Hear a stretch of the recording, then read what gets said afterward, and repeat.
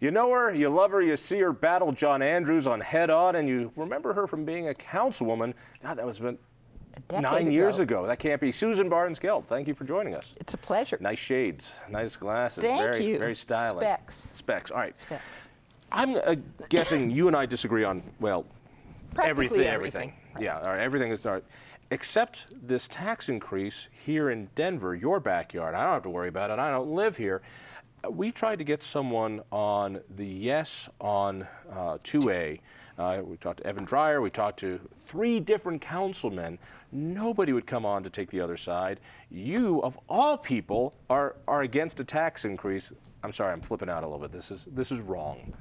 I'm flipping out a little bit, and my posse is flipping out because I've never seen a Denver tax increase that I haven't embraced wholeheartedly. So why am I against this? I think now I sound like... Actually, tell us what it does first so we know what it is. What 2A does is it takes back 6.2 mils, $68 million, that has been credited to taxpayers because of the confluence of Gallagher and Tabor. All right, so is it best to say this is a mill levy increase? Right, it's a mill levy increase. And it's a forever mill levy increase. Well, and herein lies the dilemma. And this is where I'm depressed or frustrated because I think the city has not been entirely honest in what they're doing. Right now, every Denver taxpayer, property taxpayer, sees on his or her tax bill a credit of 6.2 mils because that's been the Tabor overage since 1993. That totals $68 million. So on the one hand, the city is taking back $68 million. And you know, I love that because the city needs more money for operations, and I'm totally comfortable with that. The problem I have is that the city is not only recapturing the 6.2 mils, the 68 million that it's been refunding to taxpayers, it is also permanently debrucing Tabor overage forever with no sunset, no ceiling, no governor. Come on, we've known each other a long time. You're a screaming liberal. I am. Look, get this Obama painted on there. Okay. I'm an Obama girl. You're an Obama girl. The idea of unlimited taxes forever with no sunset, you should love this. It's a property tax increase. You should love this. I love property tax increases. I love bond issues. I love when mayors, whether it's Federico Pena, who I worked for, or Wellington Webb, or John Hickenlooper, went to the public, went to me, a property taxpayer, and said, give me money to build something. I'm totally for that. And if this money were building something, I would be enthusiastically into support. But this money, now this will surprise you, essentially goes to restore a very well-packed local government at a time when the private sector is taking huge cuts in salaries, huge increases in benefits, assuming that the employer even offers benefits. So the average salary of a city employee, not a police person, because they're totally off the chart, but of a career service city employee, including benefits, is about $85,000 a year. That's all in, because at the city, benefits are worth between 25 and 30%. So the average salary of a Denver worker of a city, I mean, like me, right, is $48,000 a year. So how is it that city employees are making, 50, 60, 70% more than the typical Denver resident? And Michael wants to restore furlough days. I mean, the money, in my opinion, is not well spent, and I could live with that, but it's the permanent. There's also another catch here, and most people don't understand the inner workings of the finance here. there's something called the Gallagher Amendment. The Gallagher Amendment says that homeowners are going to pay much less in property taxes, Right. but commercial property owners, 4 business, times more. 4 times more. If you have friends out in the East Coast and you tell them, yeah, I pay about $3,000 or $2,000 a year for property taxes, they go, Right. oh my God, that's incredible. Unbelievable. Because we're paying so much more. Well, we would be paying more if we didn't make King Soopers and everybody who has a rental apartment building or every business pay 4 times Right. the amount Right. than they otherwise Right. would. And the economic lie about that is that we don't pay it. Right. We pay it when we go to King Soopers. course. We go to pay it when we go to any store, Of any course. service, any place. Businesses don't pay taxes. Businesses only collect them from Right. people and bring it forward. And here we are in Denver, where the city, the mayor, and the Downtown Denver Partnership, and all of the kind of civic leaders want to build a retail strategy, particularly for 16th Street, which is pretty much a sewer. It's not a sewer. Well, but it's, it's As not. a man who spent a lot of time in sewers, let me tell you, Okay, it's not a sewer, but it's not a pretty place on the weekends or after dark. Fair enough. Okay, so in order to get small business, small retailers into those vacant stores, of course, I'm a landlord. I pass through my tax increases. So Denver is pricing itself out of all of the business development that its focus is retail and entrepreneurial startups. Watch out, Toots. You might be coming to my side of thinking things. Oh no, This that is would gonna be the dark side. It's also, all right, let me bring it to your side. Okay. There are a lot of people who rent here. There are Right. a lot of people who don't have enough money to buy a home. They rent an apartment. They rent their place. This tax increase, those are commercial properties. No. Oh, I can't believe I know more than you do Go ahead. about this.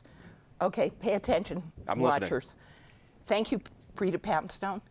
When Gallagher was passed, Frida was lobbying the legislature on behalf of the apartment owners, and apartments pay property tax at the residential rate. So now the difference is apartments pay for trash pickup and so forth.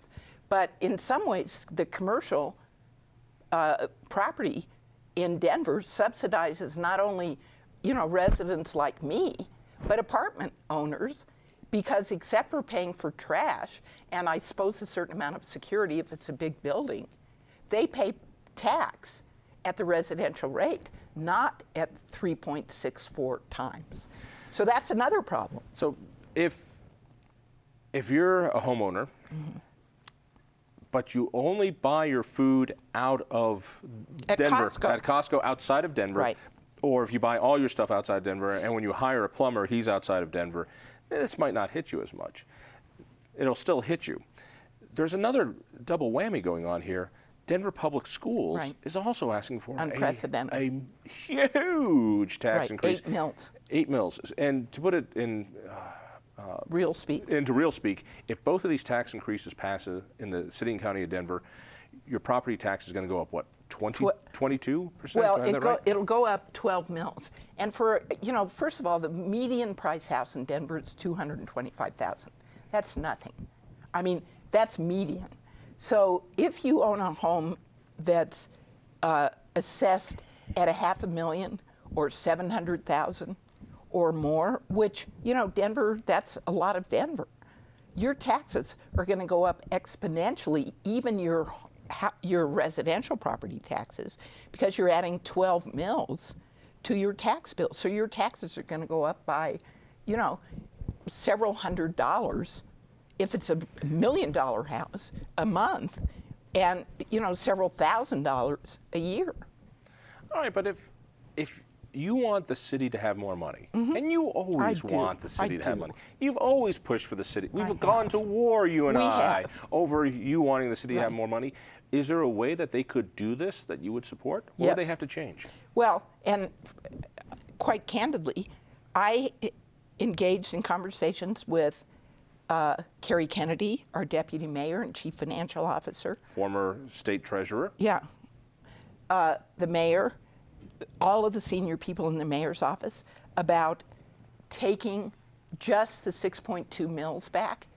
but sunsetting after that money comes back and reassessing. Because the other thing the city hasn't done, and again, they're not talking about this, all their literature says that they're leaning city government, but the only department that they've really taken this, it's called the lean program. It's basically a scrubbing of expenses and revenue. The only department that they've completed is the police department, where they found $5 million. They have not completed any other department.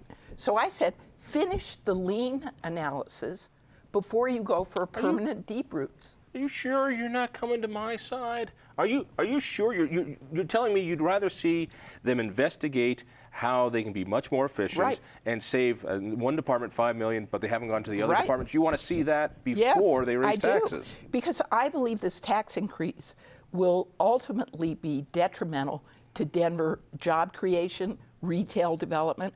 I think it's about the worst economic development move that a city like Denver, which is pretty healthy compared to many cities, can make in a tight economy, where small business, and it's not small business 500 workers or less, it's 25 workers or less. And if you want to grow that economy, which all of their PR and all of their goofy little photo op initiatives demonstrate we're for this, then don't have a tax policy that's antithetical to growing small business, to encouraging retailers, to encouraging young entrepreneurs. It's not going to happen.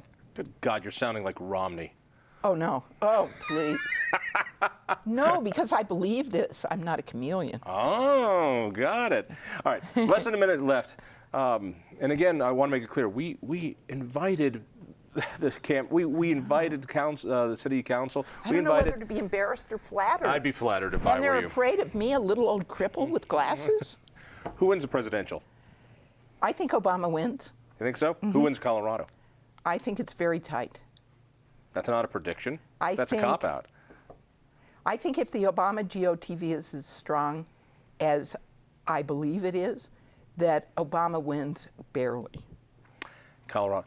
I think Romney wins Colorado, but I still am nervous nationwide. I think Romney wins. We'll find out. Susan, it's great seeing you again. Well, John, it's great to see you. We should do this all the time. I love it. Next time, bring the booze. Okay. Hey, if you want to learn more about the Independence Institute, that's independenceinstitute.org. Listen for me Sunday afternoons on KHOW Radio. Tell a friend. We'll see you next week.